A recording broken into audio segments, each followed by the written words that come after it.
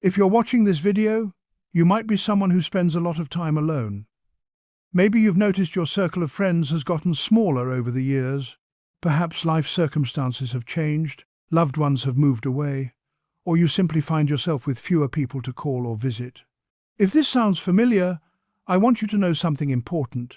You are not alone in feeling this way, and more than that, your happiness does not depend on having a bustling social calendar or a large group of friends. Today, I want to share something that might shift how you see your situation. Being alone doesn't have to mean being lonely. In fact, with the right perspective and some gentle practical strategies, spending time by yourself can become one of the most peaceful, meaningful, and fulfilling experiences of your life. This isn't about pretending everything is fine when it's not. It's about discovering that joy, peace, and purpose can genuinely flourish from within, regardless of how many people are around you. Let's start with the first and perhaps most powerful shift you can make, learning to embrace solitude rather than fear it. There's a big difference between loneliness and solitude. Loneliness is the painful feeling that something is missing, that you're disconnected or left behind. Solitude, on the other hand, is the peaceful state of being comfortably alone with yourself. It's about choosing to see this time not as emptiness, but as spaciousness. Space to think your own thoughts, pursue your own interests, and rediscover parts of yourself that might have been hidden for years. When you stop fighting against being alone and start embracing it, something remarkable happens. You begin to respect yourself more. You start to trust that your own company is valuable and worthwhile. This doesn't mean you'll never feel lonely again, but it does mean you're building a foundation of inner strength and self-trust that can carry you through any moment, whether you're surrounded by people or sitting quietly at home. Now, one of the most comforting ways to embrace your time alone is by creating personal rituals. These are small, meaningful routines that you do regularly, just for yourself. Maybe it's enjoying a cup of tea every morning while watching the sunrise. Perhaps it's an evening walk around your neighborhood, or writing a few thoughts in a journal before bed. It could be tending to a plant, listening to your favorite music, or preparing a special meal on Sundays. These rituals might seem simple, but they're incredibly powerful. They give your days structure and rhythm. They become little anchors that ground you and remind you that your time matters. Each ritual is like a promise you make to yourself, and keeping those promises builds self-respect and a sense of accomplishment. Over time, these small acts become sources of comfort and stability, especially during moments when you might feel adrift or uncertain. Another beautiful way to fill your days with meaning is through lifelong learning. Your age doesn't matter here, your education level doesn't matter. What matters is staying curious and giving your mind something to explore and grow with. This could be learning about a subject that's always fascinated you, picking up a new skill, trying a craft or hobby you've never attempted before, or even diving into books, documentaries, or online courses about topics that spark your interest. The beauty of learning isn't just about gathering information, it's about the process itself. When you're learning, your brain is active and engaged. You're setting small goals and achieving them. You're proving to yourself that growth is still possible, that you can still surprise yourself with what you're capable of. This sense of progress and accomplishment is a powerful source of emotional well-being, and it's something you can cultivate entirely on your own. Let's talk about something equally important: spending time in nature and moving your body gently.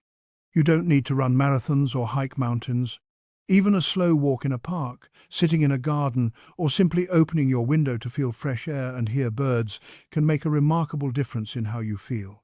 Nature has a way of reminding us that we're part of something larger, something beautiful and ongoing.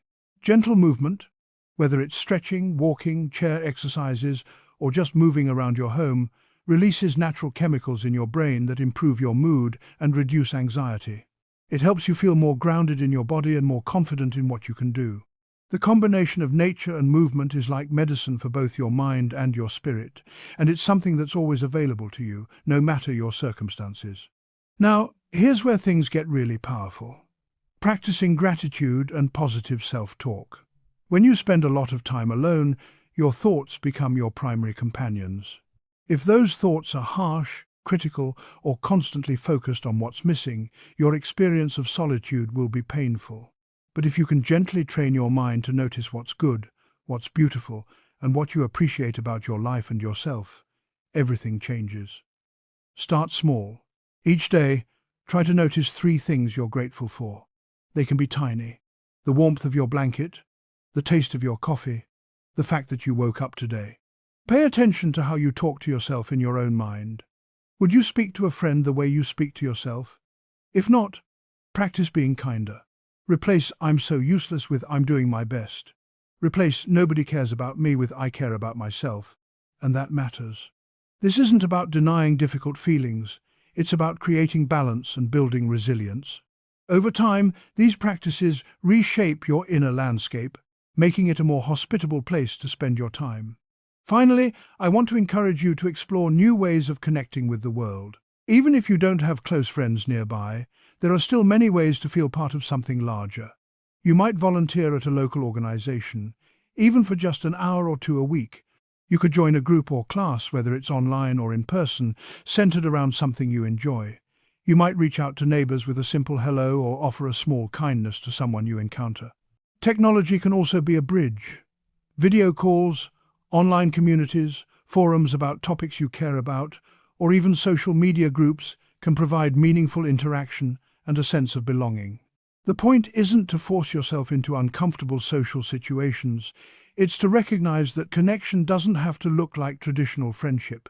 Sometimes it's just about being present in the world, contributing in small ways, and allowing yourself to be part of the human community in whatever form feels right for you.